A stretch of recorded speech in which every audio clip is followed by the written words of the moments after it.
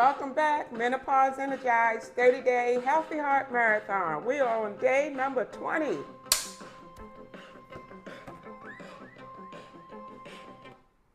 Hey, welcome back. This is Sheila with Menopause Energized, health coach and registered nurse. And we are on day number 20. We're going to be talking about continue with nutrition, and we're on part 4. And so we've been taking our arteries and explaining it as a highway, because there's blood and blood cells that flow through there to keep the organs perfused properly. And so the best way I could explain it was to set a picture of a highway and how the highway looks inside of the artery for you guys that has been following me through this 30-day Healthy Heart Marathon. So today we're going to kind of put it all together. We talked about the traffic jam that happens when there's too much cholesterol, when there's too much blood sugar, and when there's too much salt. And so now I'm just going to explain a little few things just to kind of put it all together. Some of these things we already are aware of. Again, my educational program, which is Menopause Energized, right now we're specifically focusing on the heart. I just want to make people aware, to paint a picture of what's really going on with us in our menopausal years, since we are at the highest risk for cardiovascular disease because of the dive in the estrogen. The estrogen does a lot of protection to different parts of our body, and when it takes that dive, we don't have as much protection anymore. Remember, estrogen does not disappear altogether. Estrogen is made by the ovarian follicles. So when they start to die out, the estrogen dies. We do have certain other glands that make a little bit more estrogen, but the ovarian follicles were the major producer. And also don't forget that it's also, we do have a little bit of testosterone and the progesterone as well. But estrogen is the reason why it's so talked about, because that's the major producer in our system. So let's start today. I'll pull this up so you can see it a little bit more closely. We're going to be talking about stop eating these 6 foods that are damaging your arteries. And I do understand that some of you are not going to stop it altogether, but if you don't, you really need to reduce the amount of these type of foods you're taking in. And we're just going to talk about 6 of them today, like category-wise, and what you should swap. And like I said, most of you already know this, but I'm just trying to explain this, since we are at more risk for cardiovascular disease, and we really need to be careful with our nutrition. I do have, again, for you guys just following me, just go to my website, www.menopauseenergize.com.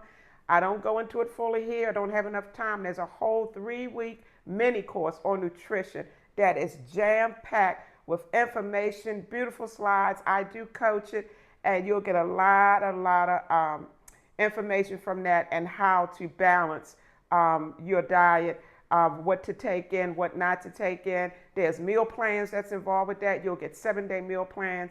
I think you will really find that very useful in this time of your menopausal journey. So the damaging foods, again, we talked about all this damages your arteries. The high salt, the high cholesterol intake or fats, and then the high sugar. They all damage your arteries.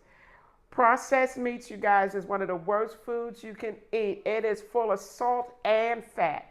You want to stay away from processed meats.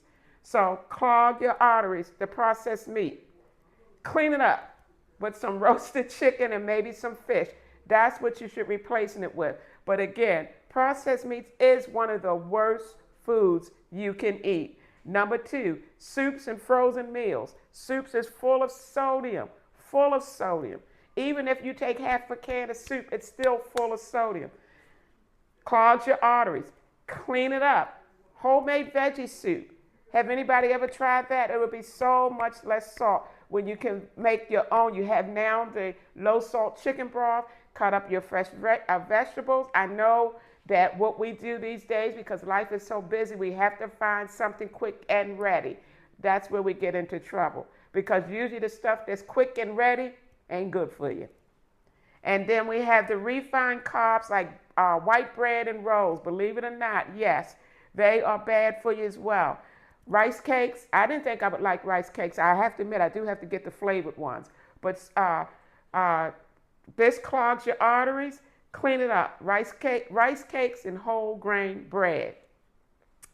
The also a lot of some people may not know this, but everybody say, well, carbs, sugar, what's the difference? What's worse? Like I said, all that is explained in the nutritional program. But carbs, people, all that does when it gets into your system, just this is all you have to remember. It turns into sugar. Salty snacks, potato chips. We all know that the potato chips is full of salt, and cheese puffs. I love cheese puffs. I will snack on one every now and then, but it's not an everyday meal because, again, we're not going to be perfect with this, but you should avoid this most of the time. I used to tell my mother that when I make it to heaven, hopefully I make it to heaven, and then God will ask me, what's one thing you want to bring with you? Not count my loved ones, because I'm hoping I'll see my loved ones there that has passed on. I would say, just give me a bag of Cheetos. I love Cheetos, but I don't consume them too often. I will not sit here and say that, yes, I avoid all of this, but I definitely decrease the amount of what I take in. But you have to have something every now and then. I do stay away from the processed meats. I do stay away from that. Then we have the sauces. This is really dangerous because no one knows the hidden dangers behind sauces like soy sauce and ketchup. Ketchup, I'm not saying never use it, just don't pile it on your sandwich. Ketchup, yes, has a lot of sodium. Soy sauce is just absolutely ridiculous, and I'll explain that in just a few minutes. So you want to do low sodium stuff. You want to maybe, they do have, so what I say, clog your arteries for salt, clean it up with low sodium, like, I don't think they have low sodium ketchup, but they do have low sodium soy sauce, and you still have to be careful with that. And then your cheeses are also processed, can have a lot of salt and fat. That clogs your arteries. What you want to do to clean it up, fresh mozzarella cheese, and for people that like avocado, do a little avocado spread. Those are the 6 foods you really should be staying away from most of the time. These 6 categories here.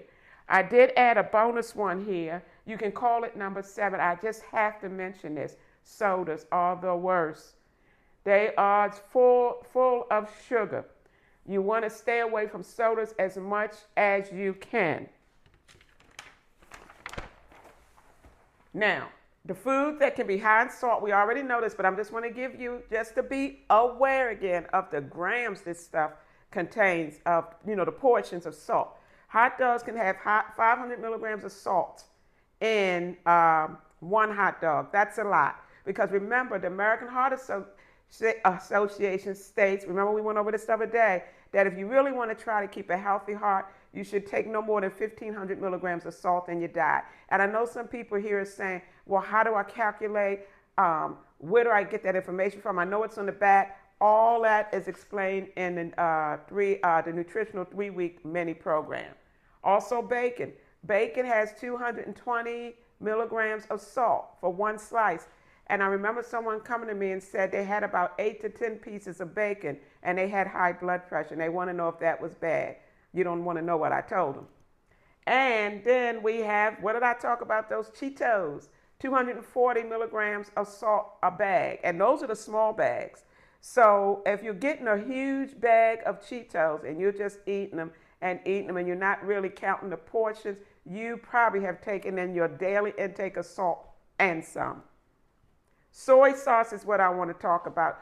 Watch these sauces. Just in 1 teaspoon is a lot of salt. 1 teaspoon of soy sauce can have 300 milligrams of sodium. And there are people that probably puts about 3 to 4 or 5 teaspoons of soy sauce on their food, which means you almost had your total daily salt intake.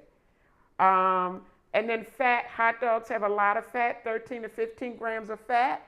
Fried foods, any fried foods, because it's fried in oil, will have a lot of fat. Fried chicken, processed meats, also in heavy cream. And then again, for the sugar, I just wanted to, we all know it's the cakes and the cookies and the pastries. Those are what you call, too, the refined carbohydrates. But the sugar, the soda, loaded with sugar. One can of soda, one of the worst sodas like Coca-Cola and Pepsi, can have up to 55 grams of sugar. There are people that drink 4 to 5 to 6 to 7 cans of soda a day. Can you imagine what that is doing to your arteries? Remember we talked about yesterday with sugar, when you have too much of it, it's sticky stuff that sticks to your arteries and clogs your arteries up and causes that traffic jam. For salt, popcorn is good. To notice the difference, 3 to 6 milligrams of sodium. No, it won't taste as good as Cheetos, but if you want to watch your health, 3 to 6 milligrams of sodium.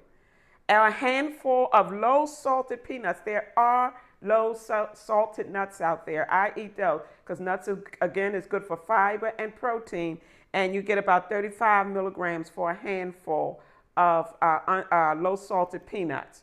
For fat, avocado is one of the best foods you can eat. Again, we won't go into too much here. It's in that program I told you about. You'll see 14 grams of fat and you may say, wow, that's a lot. Nah, that's the healthy fats. This is the healthy fats that will rise the good cholesterol, HDL, and lower the bad cholesterol, the LDL. And not only does this have 14 grams of fat, healthy fats, it's full of fiber. It does have some carbs, and we talk about this in the nutritional program as well. But if you see the carbs and say, well, it's got 12 grams of carbs, it's not really those carbs, because when you have fiber added to it, there are not as many carbs because you have to subtract the amount of fiber from the carbohydrates, and that's your true carbohydrates. Anytime you're getting foods with a lot of fiber, it works differently in your system with the blood sugar. It absorbs it differently where it will not do as much harm. And then, of course, your nuts and seeds is the protein that I just talked about, and the fiber. Olive oil is also good when you're doing your salads. It also is high in healthy fats. So if you look on that, and FDA does not try to intentionally confuse us, but the nutritional labels are very hard to understand, and we break that down in a 3-week mini course. So if you look on the back of olive oil and say, this got 14 grams of fat, it is the healthy fat. And then, of course, the salmon, and then your peanut butter. Peanut butter, make sure you don't get the real processed type of peanut butter is good for protein. Then your sugars. To substitute for the sodas, if you're trying to find something, there's 2 drinks that I do. One is called Bubbly. It is so delicious. It has it in coconut, raspberry, black cherry, sunrise, strawberry. I love it. You can taste that tinge. Someone say, does it taste like the club soda that they used to make years ago, which was one of the nastiest things I had ever tasted. But they're doing things so much different now and making things taste so much better. No, it don't taste like that club soda. It has that sparkling flavor, and it's no sugar. Now, the reason why I didn't mention diet sodas, because a lot of diet sodas are not good for you because of the artificial sweetener. If you decide to do the diet sodas, do not binge on those either. And also, if you do diet sodas, do the light color sodas like 7-Up. The darker color sodas will affect your kidneys more. And I can't get into that a whole lot tonight, but just remember that. If you do decide, Sheila, I'm not coming off my diet sodas, do the light colored ones. The darker ones tend to affect the kidneys more. So that's basically what I wanted to talk about today. And because we've explained everything about the highway, this is what I'm going to do. When we talked about the foods that's high in fat and salt, and we did this all week long. And if you can see this, this is what's going to happen to your arteries, and I'll bring it closer. See the highway? Dump truck dumping all that nasty food that you ate into your artery, and all this is causing plaque. And what it does, if your arteries were nice and healthy like this, with all that plaque because of the cholesterol sitting in and the sugar and the salt, your arteries are going to start doing this. It's going to close up. And that means the blood flow can't get through. And this is what's causing the traffic jam. Well, it's not causing a traffic jam. Let me back up. When a traffic jam is here, that blood flow is not going to be able to get through like it wants, and it needs to get to the major organs, the brain, the liver, the lungs, all the major organs. And if it do not get there, then those organs suffer, and that's when you come in with the different diseases like kidney disease and problems with your heart and possibly problems with the brain as well. So that's the whole story. This is how I explained it all week. If the guys who stay with me, we talked about the arteries like a highway. So this is what your arteries are. Try to paint the pictures, what I tried to do this week. Now, if you're doing good, and I know we're all going to cheat a little here and there, I'm not one of those healthy gurus, not at all. What was that guy's name that died years ago? I forgot who was he lived to be, I think, 90-some years old. I mean, he was a health fanatic. He didn't eat anything unhealthy. He didn't touch nothing. I'm just trying to, right now, help women control their diet a little better. I'm not a nutritionist either. I am a registered nurse, so I try to stay in my lane. Now, if you're eating healthy and you're doing good, even though you might sneak something in a little here and there, but you overall doing good, go to the doctor's office, your blood pressure's good, your cholesterol level is good, and what else? I wanted to say one other thing about that. But you're doing well. That means, and you've been eating the healthy foods, like say in this column here, then guess what? This is what your arteries are going to look like because you have the HDL coming in because you're eating foods that raises your HDL, which is the good cholesterol. You want those numbers high, I believe above 50 to 60 and higher. And you want those levels high because the HDL is going to come in and sweep all this out. See this plaque? They're going to try to sweep some of that LDL, the bad cholesterol, which forms the plaque. They're going to try to sweep it out. That way you do not have a traffic jam. And when you do not have a traffic jam, you have the blood flow now that can run smoothly through the arteries to the major organs. And that is what I want to talk to you about today. Tomorrow, we are going to start day number 21. We are off the nutritional kick for now. So hopefully you got to get a little insight on this. Like I said, we already know what foods basically we should stay away from. I just wanted to paint the picture because this is what's going on inside our body that we cannot see. But until the next time, take care.